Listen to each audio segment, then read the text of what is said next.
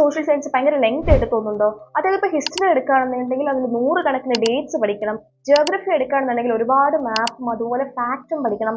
Politics എടുക്കുകയാണെങ്കിൽ ദാണ്ട ഇത്രയുള്ള വലിയ വലിയ ആൻസേഴ്സും പഠിക്കണം. ഇതെല്ലാം മണിക്കൂറുകളോളം പഠിച്ചിട്ട് പരീക്ഷ എഴുതാൻ പോകുന്ന സമയത്തോ ഇതെല്ലാം മറന്നുപോകും. If that's you, don't worry.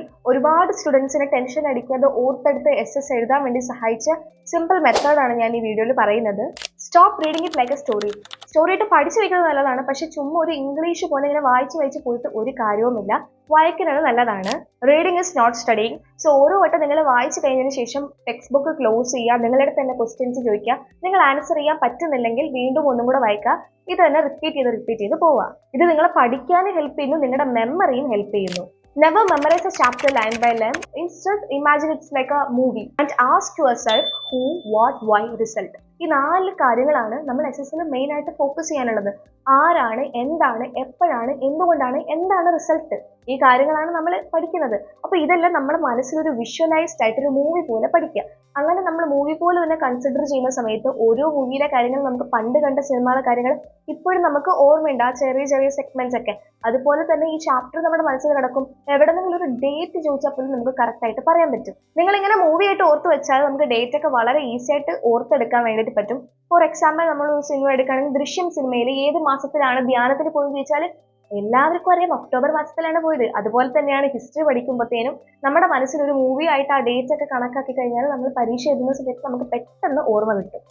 Geography നമ്മളൊരു വിഷ്വലായിട്ട് മെമ്മറൈസ് ചെയ്യുക. അതായത് ഇതിങ്ങനെ റീഡ് ചെയ്യുന്നതിന് പകരം മാപ്സ് ഒക്കെ വരച്ച് അത് വരച്ച് പഠിക്കുന്നതാണ് നല്ലത്. കളേഴ്സ് ഒക്കെ യൂസ് ചെയ്യുക, മാപ്സ് ഒക്കെ ഇങ്ങനെ വരയ്ക്കുക, ഡ്രോയിങ് സിമ്പിൾ ആയിട്ടുള്ള ഇങ്ങനെ ഡ്രോ ചെയ്തിട്ട് നമ്മൾ പറഞ്ഞ് പഠിക്കുക. അതായത് ടീച്ചർ ഇപ്പോൾ ബോർഡിൽ വന്നിട്ട് എഴുതിയിട്ട് പറഞ്ഞ് പഠിപ്പിച്ചു തരില്ലേ, അതുപോലെ തന്നെ നിങ്ങളൊരു ബുക്ക് എടുത്ത് ഓരോന്നും ഇങ്ങനെ വരച്ചിട്ട് പറഞ്ഞ് പഠിക്കുകയാണെന്നുണ്ടെങ്കിൽ പെട്ടെന്ന് നിങ്ങളുടെ മനസ്സിൽ കയറും. അത് മാത്രമല്ല, പ്ലെയിൻ ആയിട്ടുള്ള ടെക്സ്റ്റിന് പകരം ബ്രെയിൻ നമ്മുടെ ആ ഒരു പിക്ചേഴ്സ് ഓർത്ത് വയ്ക്കുകയും എക്സാമിൽ നമുക്ക് പെട്ടെന്ന് ഓർത്തെടുത്ത് പരീക്ഷ എഴുതാൻ വേണ്ടിയിട്ട് സഹായിക്കുകയും ചെയ്യുന്നു.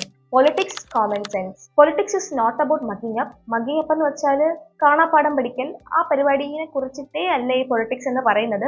പൊളിറ്റിക്സ് പഠിക്കുന്ന സമയത്ത് എപ്പോഴും ചാപ്റ്റേഴ്സ് കണക്ട് ചെയ്യുക. അത് ഹിസ്റ്ററി ആണെങ്കിൽ അങ്ങനെയാണ്. കാരണം എന്ന് പറഞ്ഞാൽ ഓരോ കാര്യത്തിന്റെ കണ്ടിന്യൂഷൻ ആയിരിക്കും അപ്പുറത്തെ ചാപ്റ്റേഴ്സ് എന്ന് പറയുന്നത്. അതുപോലെ തന്നെയാണ് പൊളിറ്റിക്സും. സോ എപ്പോഴും ചാപ്റ്റേഴ്സ് കണക്ട് ചെയ്ത് പഠിക്കുക. അതുപോലെ ഇപ്പോൾ ഡെമോക്രസിയുടെ കാര്യം പറയുകയാണെങ്കിൽ നമ്മുടെ എലക്ഷൻസുമായിട്ട് കണക്ട് ചെയ്യുക. ഡെമോക്രസി എന്ന് പറയുമ്പോഴത്തേനും എലക്ഷൻസിനെ ഓർക്കുക. അതുപോലെ റൈറ്റ്സ് പറയുമ്പോഴത്തേനും നമ്മുടെ പേഴ്സണൽ റൈറ്റ്സിനെ കുറിച്ചിട്ട് ഓർക്കുക.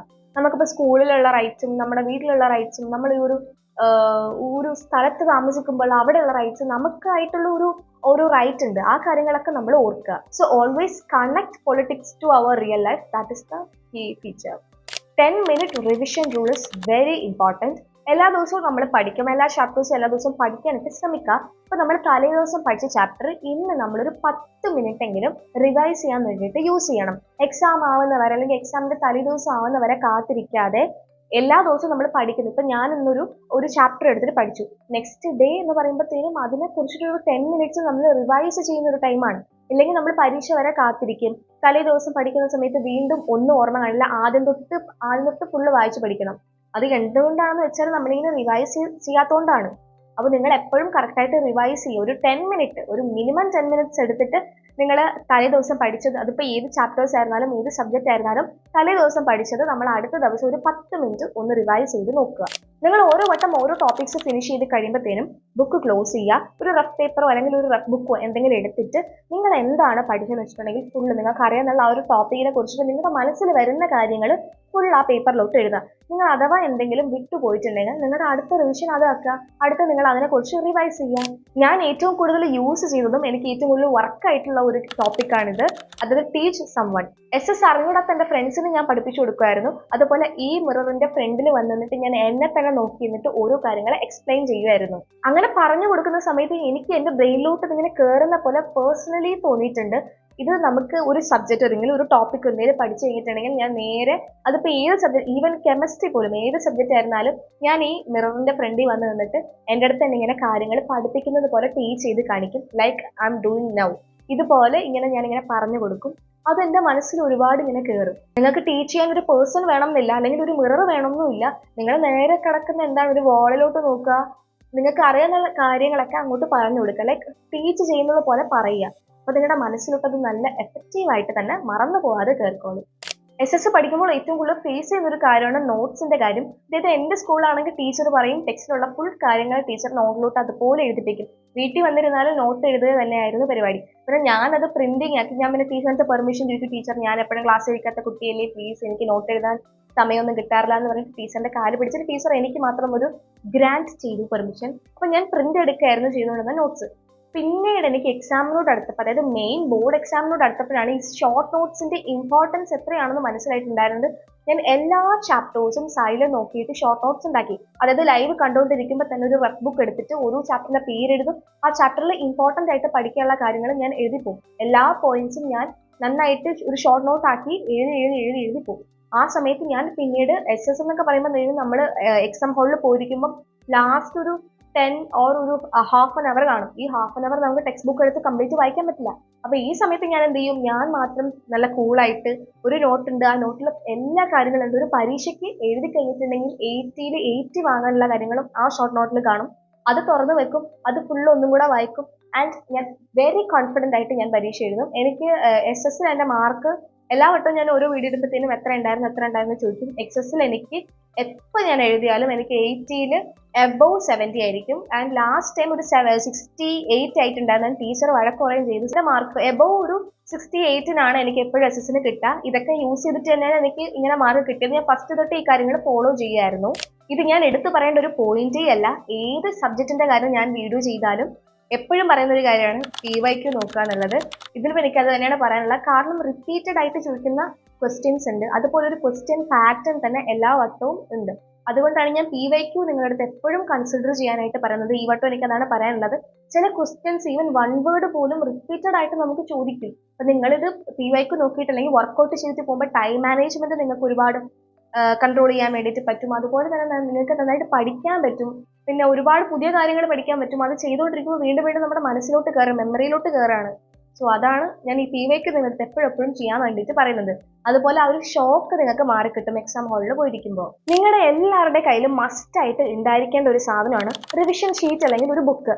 എൻ്റെ കയ്യിൽ എല്ലാ സബ്ജക്റ്റിനും സെപ്പറേറ്റ് ബുക്ക് ഞാൻ വെച്ചിട്ടുണ്ടായിരുന്നു. അതായത് റിവിഷന് വേണ്ടിയിട്ട് മാത്രം, ഇതുപോലെ എഴുതുന്ന ഷോർട്ട് നോട്ട്സും അതുപോലെ റിവിഷൻ ചെയ്യാനും വേണ്ടിയിട്ട് മാത്രം ഒരു ബുക്ക് നിങ്ങൾ വെക്കുക. ഈ ഒരു ബുക്കിൽ നിങ്ങൾ ഇമ്പോർട്ടൻ്റ് ആയിട്ടുള്ള ഡേറ്റുകൾ എഴുതുക, ഇമ്പോർട്ടൻ്റ് ആയിട്ടുള്ള ആൾക്കാരുടെ പേര് എഴുതുക, ഇമ്പോർട്ടൻ്റ് ഈവൻറ്റ്സ് എഴുതുക, അതുപോലെ മാപ്സ് എഴുതുക, കീവേഡ്സ് എഴുതുക, പേരുകളും അങ്ങനത്തെ എല്ലാ കാര്യങ്ങളും നിങ്ങൾ ഇമ്പോർട്ടൻ്റ് ആയിട്ടുള്ള കാര്യങ്ങൾ ഞാൻ ഇവിടെ എഴുതി കാണിക്കാം. ഈ കാര്യങ്ങളെല്ലാം നിങ്ങൾ കറക്റ്റായിട്ടും ആ ഒരു ബുക്കിൽ എഴുതി വെക്കുകയാണെങ്കിൽ ലാസ്റ്റ് ടൈം എക്സാം ഹാളിൽ കയറുന്നതിന് മുന്നേ ഈ ഒരു ബുക്ക് എടുത്ത് വായിച്ചാൽ മതി.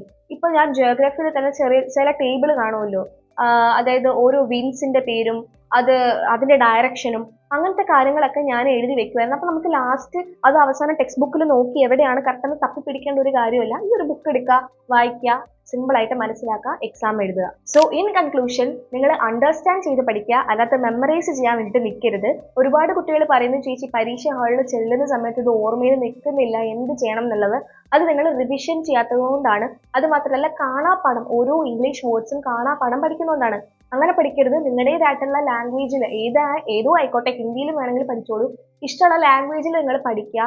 അത് മനസ്സിൽ നിങ്ങൾക്ക് പുറത്ത് നിങ്ങൾക്ക് ഇംഗ്ലീഷിൽ വരുന്ന രീതിയിലത്തേനും നിങ്ങൾ മാറ്റി എഴുതുക എന്നുള്ളതാണ് ഏറ്റവും ഇമ്പോർട്ടൻറ്റ്. സോ പ്രോപ്പറായിട്ട് മനസ്സിലാക്കി പഠിക്കാത്തതുകൊണ്ടാണ് നിങ്ങൾ മറന്നു പോകുന്നത്. അതുപോലെ തന്നെയാണ് റിവിഷൻ ചെയ്തിട്ടില്ലെന്നുണ്ടെങ്കിൽ നിങ്ങൾ ഉറപ്പായിട്ടും മറന്നു പോകും. ദെൻ വിഷ്വലൈസ് ചെയ്യുക, ആക്റ്റീവ് റീകോൾ ഡെയിലി ചെയ്യുക, ബുക്ക് അടച്ചു വെക്കുക, എന്നിട്ട് നമുക്ക് അറിയാനുള്ള കാര്യങ്ങൾ പറഞ്ഞു നോക്കുക, എഴുതി നോക്കുക, അതൊക്കെ ഭയങ്കര എഫക്റ്റീവാണ്. ദെൻ വിഷ്വലൈസ് ചാപ്റ്റേഴ്സ് ഒക്കെ നന്നായിട്ട് വിഷ്വലൈസ് ചെയ്ത് തന്നെ പഠിച്ചു വെക്കുക. Like A story, like A movie, അങ്ങനെ നിങ്ങൾ പഠിച്ചു വെക്കുക. Then active recall is very important. എല്ലാ ദിവസവും നിങ്ങൾ ഓരോ ചാപ്റ്റേഴ്സ് അല്ലെങ്കിൽ ഓരോ ടോപ്പിക്സ് പഠിച്ചു കഴിഞ്ഞിട്ട് ടെക്സ്റ്റ് ക്ലോസ് ചെയ്യുക, ഒരു ബുക്ക് എടുക്കുക, എഴുതി നോക്കുക. അല്ലെങ്കിൽ നിങ്ങളുടെ തന്നെ സ്വയം ചോദിക്കുക, ഇതിൽ എന്താണുള്ളത്, അവരുടെയൊക്കെ പേരെന്താണ്, എന്തൊക്കെയാണ് ഇമ്പോർട്ടൻറ്റ് ഡേറ്റ്സ്, ഇമ്പോർട്ടൻറ്റ് ഈവൻറ്റ്സ്, എന്താണ് റിസൾട്ട്, എന്തിനായിരുന്നു ചെയ്തത് എന്നൊക്കെ നിങ്ങളുടെ തന്നെ ക്വസ്റ്റ്യൻ ചെയ്ത് നോക്കുക. പിന്നെയുള്ളതാണ് PYQ സോൾവ് ചെയ്യുക എന്നുള്ളതാണ്. ഭയങ്കര ഇമ്പോർട്ടൻ്റ് ആണ്. നിങ്ങളത് ചെയ്ത് നോക്കുക. എവിടെ നിന്ന് PYQ കിട്ടുമെന്ന് ചോദിക്കുന്നവരോട് നിങ്ങൾക്ക് ഒരൊറ്റ PYQ ഉള്ളൂ. അത് 2025, 2026 എന്ന് പറയുന്ന ഇയറിൻ്റെ PYQ ആണ്. അത് കിട്ടണമെന്നുണ്ടെങ്കിൽ ഗൂഗിളിലോട്ട് പോയാൽ മതി. ഏത് സബ്ജക്റ്റാണ് വേണ്ടത് അടിച്ചു കൊടുക്കുക, അപ്പം തന്നെ അവിടെ വരും. സോ ഡൗൺലോഡ് ചെയ്ത് നിങ്ങളത് സോൾവ് ചെയ്ത് നോക്കുക. ചുമ്മാ വായിച്ച് വിടാതെ അത് മാക്സിമം എഴുതി തന്നെ നോക്കുക. ഒരു എക്സാം എഴുതുന്ന പോലെ എഴുതി നോക്കുക. അപ്പോൾ ടൈം മാനേജ്മെൻറ്റും ബാലൻസ് ആയിട്ട് നിൽക്കും. സോ ഇന്നത്തെ വീഡിയോ എനിക്ക് SS നെ കുറിച്ച് ഇത്രയൊക്കെയാണ് പറയാനുള്ളത്. എല്ലാം കൂടെ ഒരൊറ്റ വീഡിയോയിൽ ഇൻക്ലൂഡ് ചെയ്യാൻ ഭയങ്കര പാടാണ്. അതുകൊണ്ടാണ് ഞാൻ എല്ലാം കുറച്ചായിട്ട് പറഞ്ഞു പെട്ടെന്ന് പോയത്. നിങ്ങൾക്കുള്ള എന്തെങ്കിലും ഡൗട്ട്സ് ഞാൻ ഇന്നത്തെ വീഡിയോയിൽ പറയാൻ വിട്ടുപോയിട്ടുണ്ടെങ്കിൽ നിങ്ങൾ കമന്റ് ചെയ്താൽ മതി. ഞാൻ അടുത്ത വീഡിയോയിൽ പറയാൻ വേണ്ടിയിട്ട് ശ്രമിക്കാം. സോ ഇത്രയാണ് എനിക്ക് പറയാനുള്ളത്. ബൈ.